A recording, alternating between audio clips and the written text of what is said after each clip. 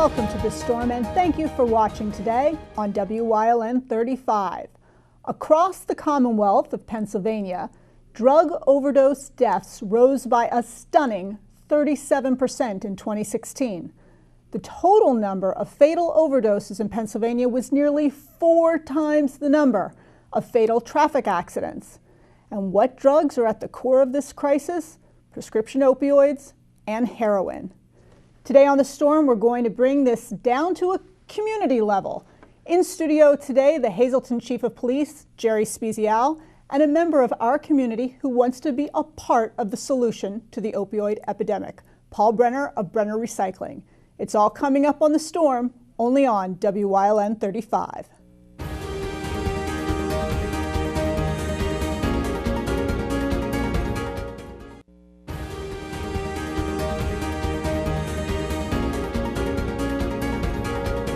Welcome back to The Storm. I have 2 guests on the show today, but I'm going to start out with one. And joining me here in studio is the Chief of the Hazleton Police Department, Jerry Speziale. Thank you so much for coming on The Storm. My pleasure. Thank you for having me. I wish you were coming on to discuss a more pleasant topic. It is very concerning, the drug epidemic that we have in the Commonwealth of Pennsylvania. And I say drug because before we rolled tape, we're talking about the fact that this is heroin, this is opioids, it's also spice, which we'll maybe get into a little bit later in the show.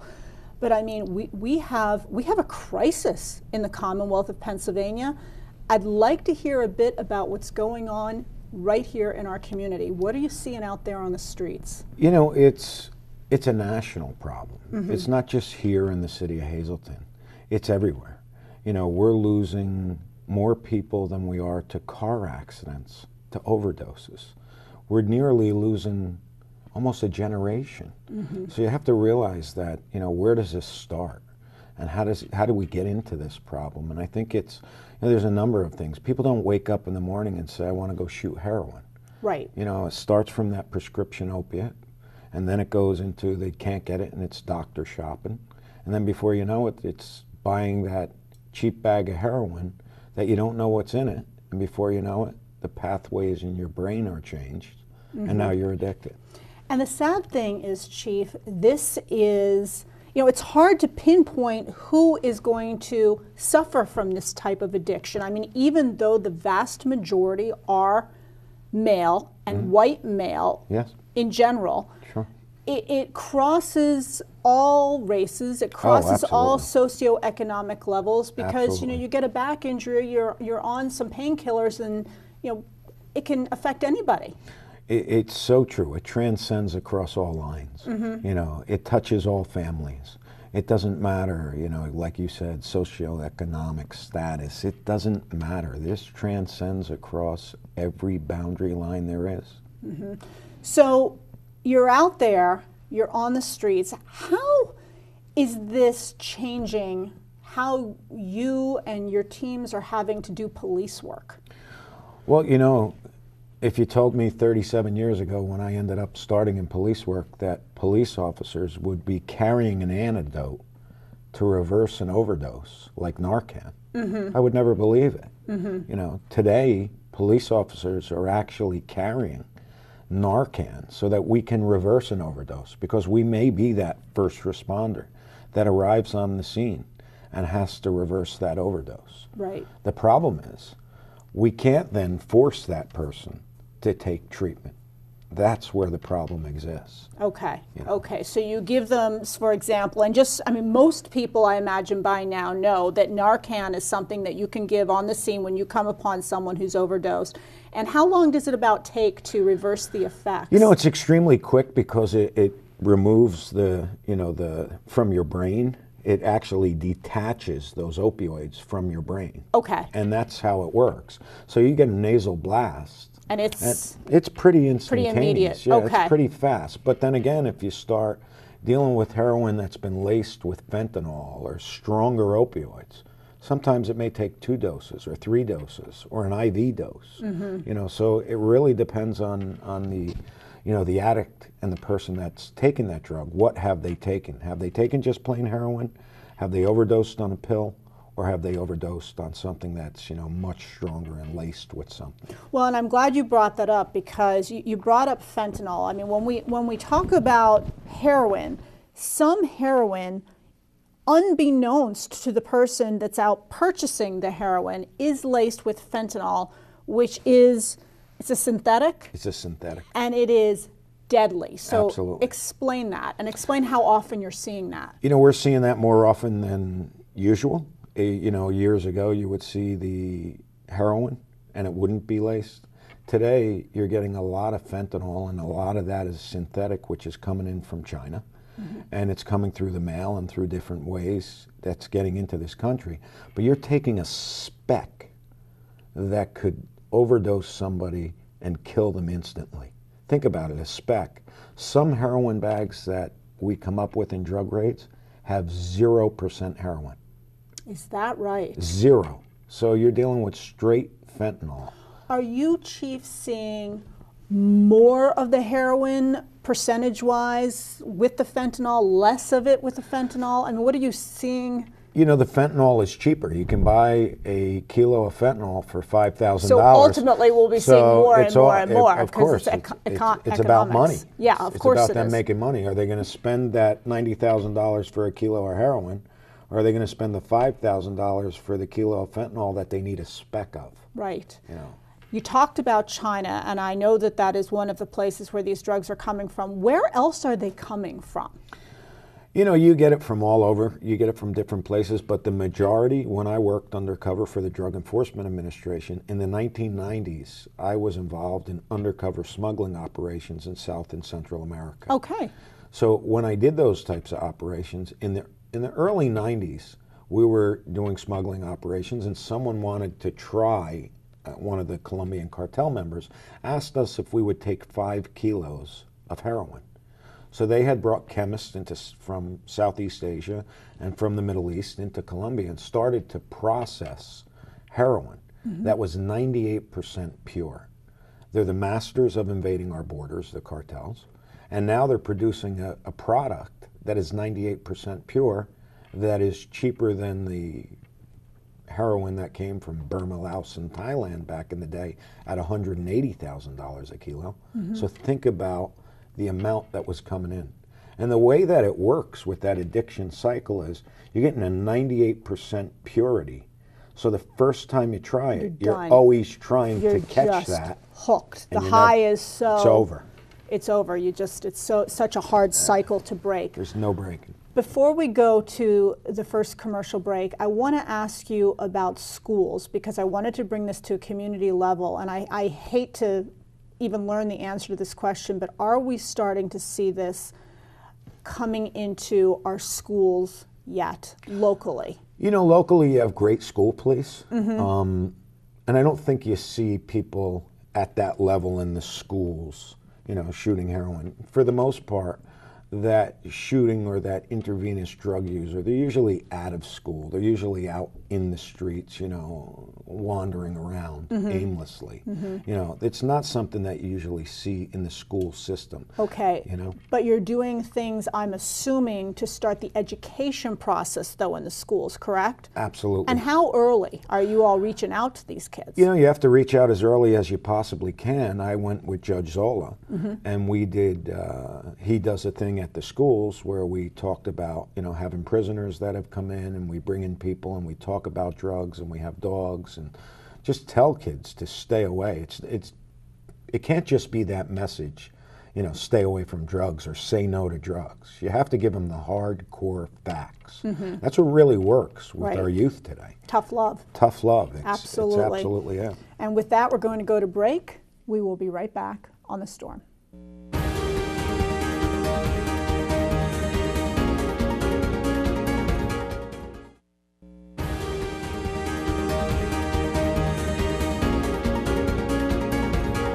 Welcome back to The Storm. Today we're talking about a very serious topic. We're talking about the opioid epidemic that's facing our nation, our Commonwealth, our community.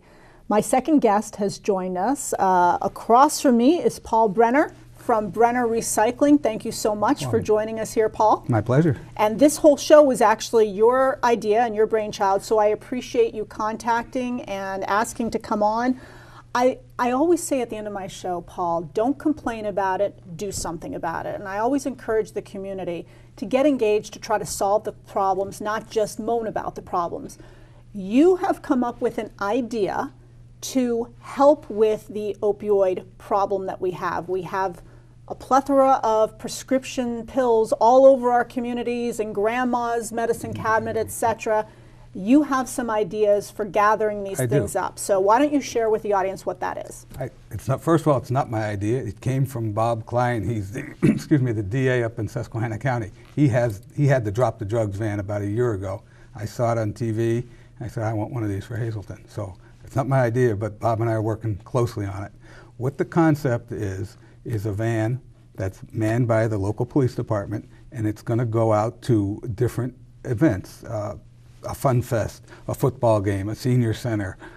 Any group that wants the van has to schedule with the police, and they'll go, when their event starts, they'll be there for about an hour, and people can bring their opioid drugs, they can bring their sharps, they can bring illegal drugs. There's no questions asked, and they get rid of them. They go into lock boxes that are in the van.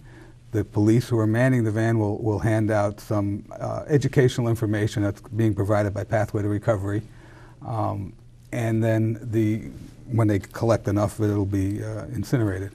So the object is that instead of going and making a special trip to get rid of the stuff, we want to get the stuff out of the medicine cabinets and off the streets. They're going to the event, whatever it happens to be, they're going to that event anyway. Put the pills in your pocket, drop them in the van, you're done with them. You're not flushing them down the toilet, you're not leaving them in the medicine cabinet. Okay, so you need people to help you to secure the van, I assume, with sure the cost do. of that. Because that's not, last time I checked, vans aren't free. Yeah, well, I tried to get a free. That didn't work well. No. Okay. So our initial budget is right around $50,000. That's to get the van and to operate it for a year. So far, I've got just about $36,000 committed. Oh wow. Okay. And you're putting the company's names on the side of the van, or the people? The major sponsors, Lehigh Valley Network jumped right on board as a major sponsor.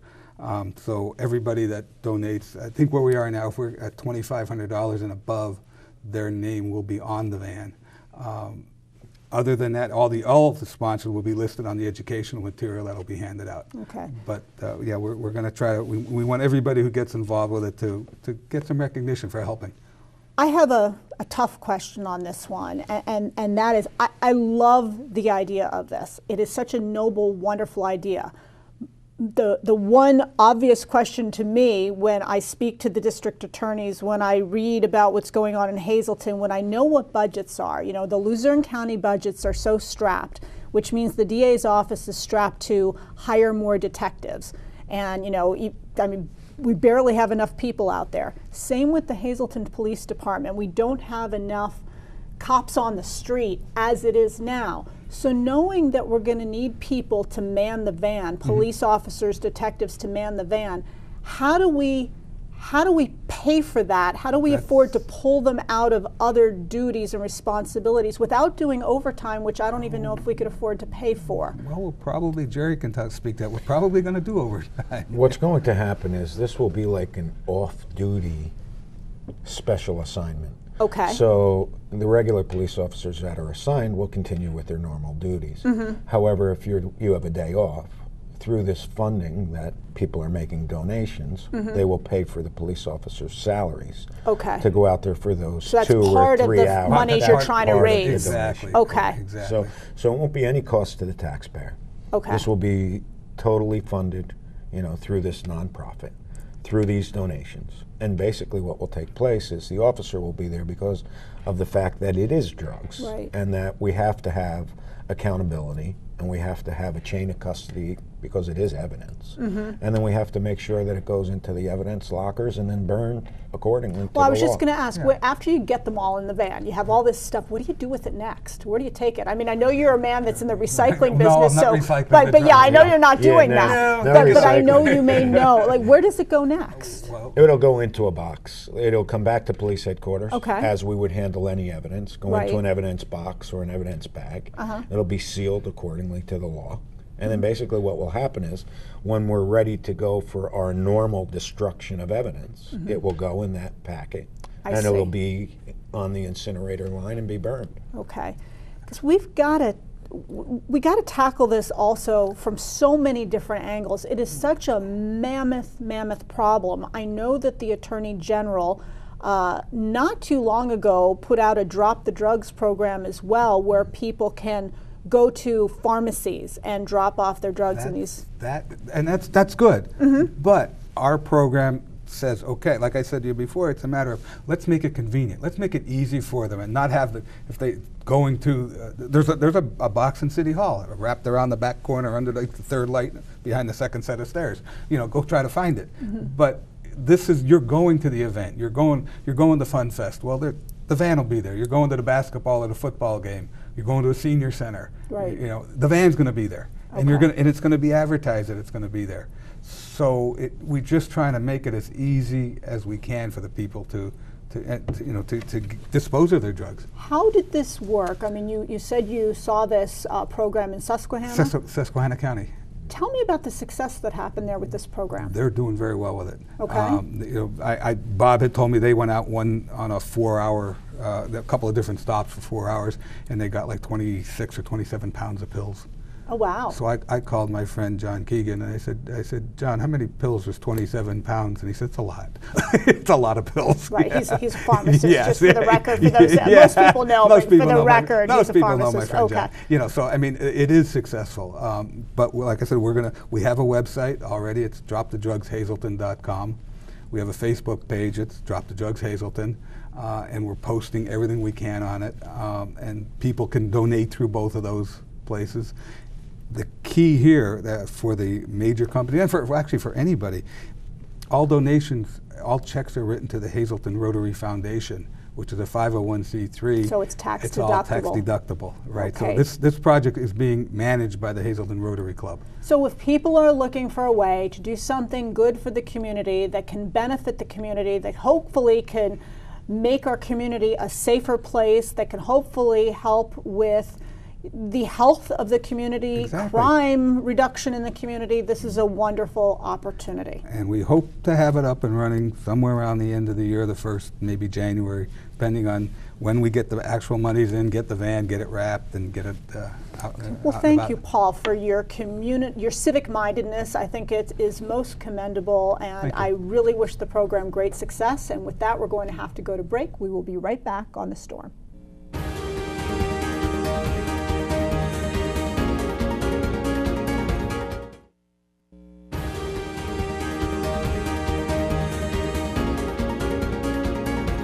Welcome back to The Storm. Chief, I want to ask you to paint your ideal scenario. We find someone, you go on a call, someone's overdosed, they get the Narcan. Then what? What is the ideal scenario? Well, the ideal scenario would be to team up with a pathway to recovery and addiction services. Okay. And then basically what we can do is have a soft handoff to them when we get to the hospital. And then pathway to recovery can then take over after we've reversed that overdose.